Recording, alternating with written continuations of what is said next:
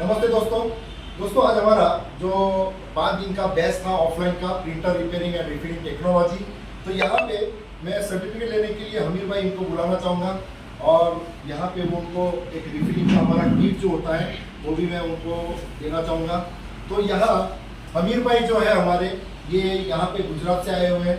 Okay, सो हमीर भाई जो गुजरात से आए हैं और हमीर भाई मेरे साथ ऑनलाइन में ऑलरेडी जुड़े हुए हैं।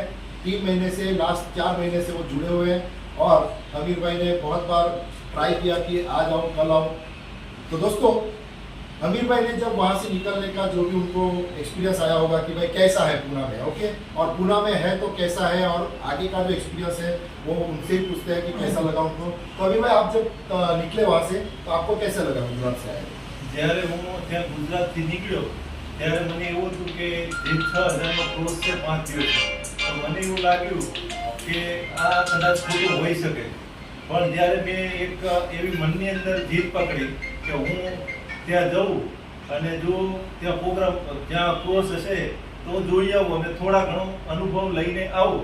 જ્યારે અહીંયા આવ્યો ત્યારે મને બહુ સરસ લાગ્યું અને ખાવા પીવા રહેવા માટેની સગવડ બહુ સરસ છે। પછી જે ટ્રેનિંગ અમને આપી છે એમાં 80-90% અમને બહુ સારું લાગ્યું અને બહુ સરસ છે। જેને પણ અહીંયા શીખવું હોય તે અહીંયા આવી શકે છે અને બેચ બહુ સરસ ચાલે છે।